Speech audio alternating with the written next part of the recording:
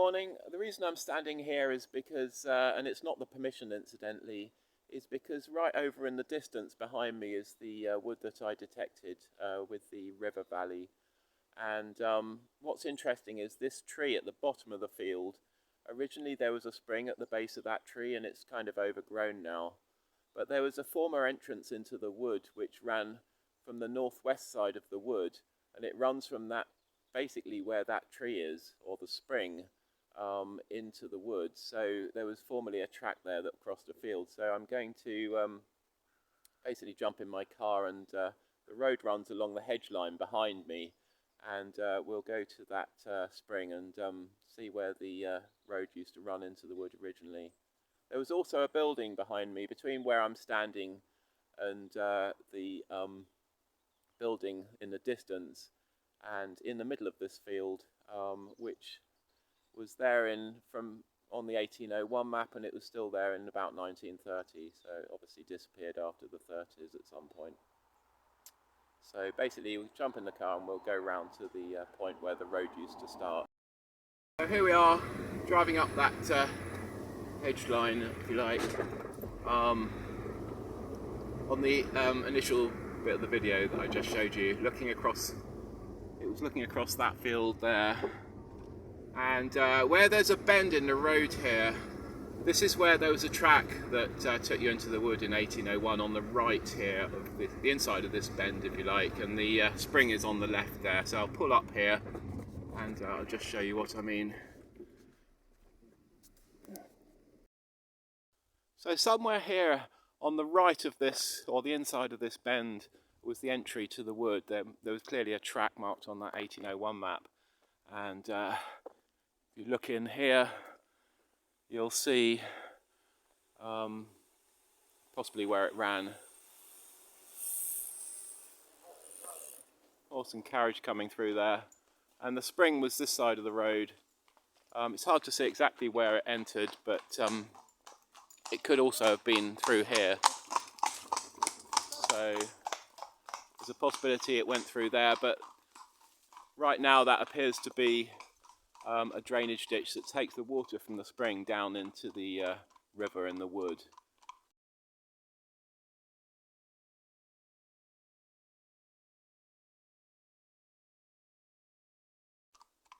And I'm going to go into the wood from the present entrance and look back at this point here, this sheep field, and you'll basically see how things look from that perspective in a moment. So here we are looking back towards that spot. The road runs along the top hedge there, and the road into this wood, the primary course through this wood originally in 1801, but had gone by 1840, ran along the side of this tree line here. There is a ditch, but I'm not sure if it was in the centre of the ditch. There is in fact still a stile here, but the crossing across this field takes a different course. And I'll take you into the wood from the original entry point, which was a single file track. Right, so crossing that stile, it's not a footpath as such, it's all these things are what are called permissive footpaths, because they never were footpaths, but they're allowed points of entry for the public by the generosity of the landowner, if you like. But you can see the erosion, or if you like, the course of the track carved out here, and just see it right in front of you here. So running back to the stile over there, you lose it a bit, but we'll quickly go down the base of the track. It's hard to say how much of this was erosion and how much of it is actually cut through by workmen, which in the late 1700s would have been done in order to reduce the gradient down to the river for horses to cross. So you see the big banks on the left and the right. So all good places to detect, except for the numerous brambles, unfortunately, which might preclude some considerable areas. So I'll be detecting down here, and I'll take you quickly down to the crossing of the river in the wood. If we look out there briefly to the left, you'll see the river.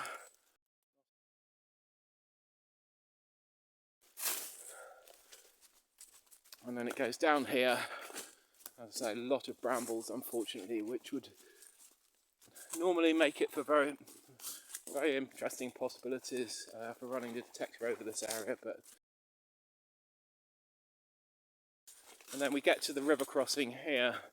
Big tree trunk has fallen across it, and this would have been some sort of ford basically for the horses to cross. So we'll go under that tree trunk without falling over, go through the ford, up the other side. Yeah, and I'll be detecting along here primarily where it reunites itself with the existing track, which dog walkers use. It's a permissive track again, just up here. So the existing permissive track is of less interest to me than this track that was the main track through the wood in 1801. You can see the course of the track running up to the left there, hopefully. So I'll get on and we'll dig that first target. Right, got a signal here. 11 or 12. 70% on the depth. Right, there's the hole. And the item is here. Now what is that?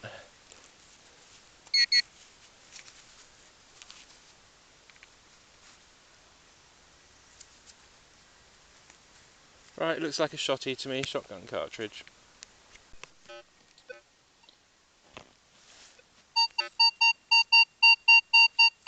18 to 20. Right, arguably a little bit more interesting than a shotgun cartridge. Don't know what this is.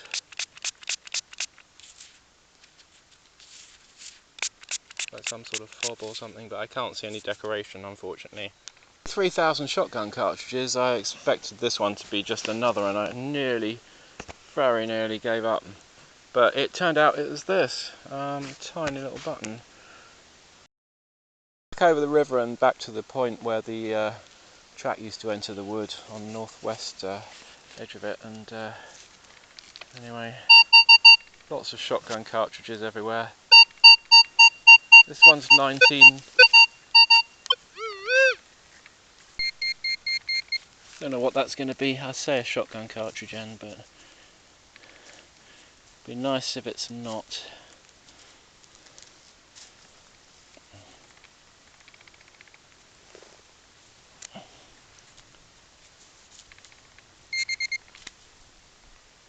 Is that it? What the hell is it?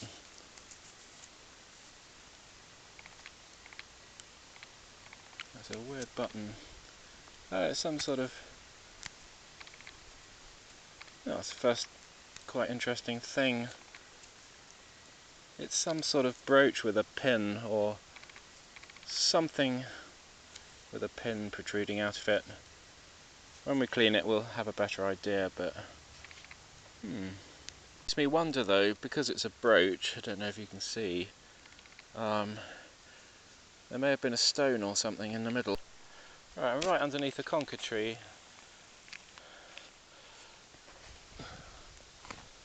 So, anyway, what's this one going to be? Get the pinpointer.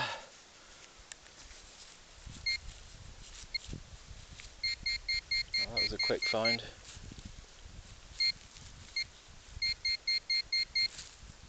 Oh, that's a coin. It's 1p, I do believe. Yeah, it's a penny. It's the erstwhile 1p, decimal 1p, unfortunately. Yeah, there she is, Queen Elizabeth II. Right, got a 10 here. And 8 to 10.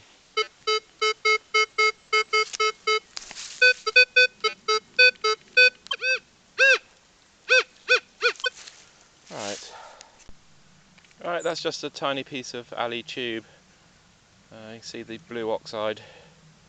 By that ford now, which you can see they've left trees across it, probably to stop people going that way, but I've got a signal of sorts. It's not a particularly good one, but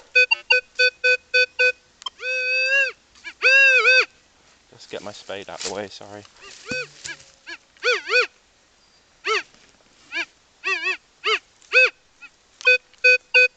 14, 15. Right, it was certainly shallow. Soil's very orange here, it's probably the iron. Don't know. Yeah, another shotgun cartridge end, unfortunately. Yeah, the upper tributaries of the Weald, they had iron workings from the Iron Age through to the Roman. You can see the iron coloration in the water here. This one's 10. Seems a bit big to be a coin, to be honest, but we'll see. Unfortunately, I'm too pressed for time to seek around for that one.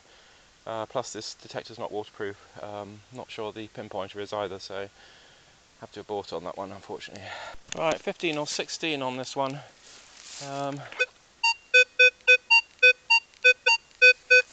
Sounds a bit frazzled. The sound is a bit frazzled. In fact, I'm going to abort on that because we've got a bit of iron, and I'm unfortunately pressed for time. Now in a southerly direction, where it is now a veritable track, so it's rejoined the existing track. See the valley down there. I've got a 19 here. Quite clear 19, but it's quite shallow, unfortunately. So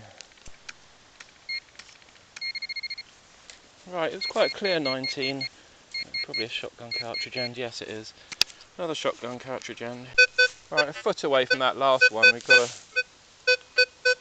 11 to 14.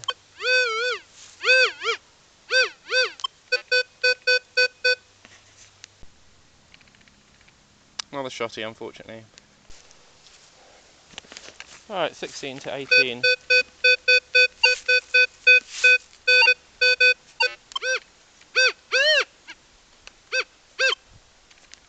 Another shotgun cartridge end, unfortunately.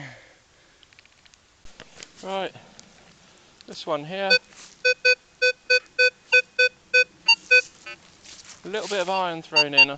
I am finding with the shotgun cartridge ends, there's a sort of 10% iron tone sometimes. Right, there's the hole.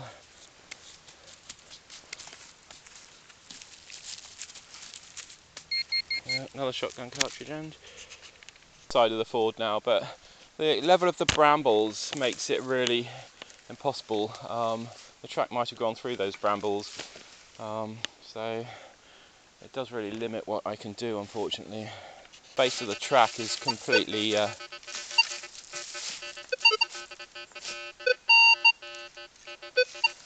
iron, just iron everywhere. So see those minus figures.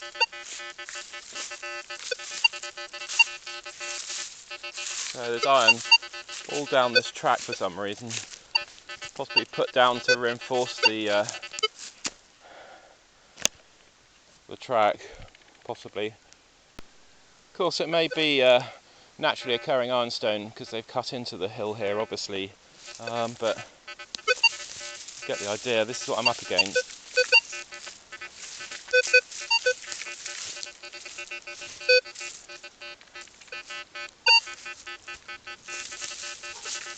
Just iron all the way down, certainly in the centre of the track anyway. So just the thickness of the brambles is ridiculous, and what for me is quite an expensive detector, unfortunately. I don't really want to rip the cord to pieces, so it makes it very difficult. The amount of iron in the bottom of this ditch and the number of shotgun cartridges, not being able to get through the brambles, I'm going to basically come back on another occasion and possibly go back to the centre of the wood where I found that tomback button in the first video. Those things can be as old as 17th century, but I think that one's probably late 1700s, early 1800s. And there are some pits in the centre of the wood that are marked on the LiDAR map. But here it's nigh impossible to, constructively detect. So anyway, lesson learnt, and it had all the attributes of a good site, but sometimes it turns out like this and one has to just accept it, unfortunately. But time is pressing on, I'll have to, and I'll put up the finds that I did find that weren't shotgun cartridges, plus the shotgun cartridges too. Walking back along the river line to the entrance as it is now, The end of the wood used to be just up here on the 1801 map, incidentally, so the wood's now bigger than it was in 1801, which comes as a slight surprise to some people, but got this very pingy 19. It's not horribly deep, so quite a big hole, as you can see. Oh, it's another shotgun cartridge end. I think that pretty much summarises the trip, unfortunately. Okay, now for a summary of what was found anyway. 33 finds in total. We've got one shotgun cartridge end, shotgun cartridge end, shotgun cartridge end. More of these, amounting to a total of 23 shotgun cartridge ends. So you have to dig these things, unfortunately, because the one that you don't dig will turn out to be something interesting, and they come up anywhere on the scale, mainly between 10 and 20 on the Vanquish anyway, which is between about 1/3 and 3/4 on a normal scale. Piece of iron, sorry, aluminium tube, something, some piece of machinery or something. Decimal penny, piece of nothingness really, scrap of metal, a rather sweet little button, absolutely tiny. I think that's Victorian based on looking at the shank. And this, which I said was another piece of nothingness, above the footpath, actually has decoration on it, but it could be shrapnel too. I think that's most likely what it is. This doesn't have any decoration on it, whatever that was, out of the bank of the path.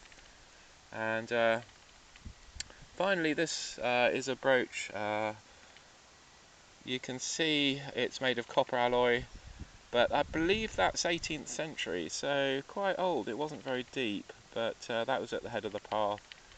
But the problem was, and I will go back at some later point, that so 30 finds in total.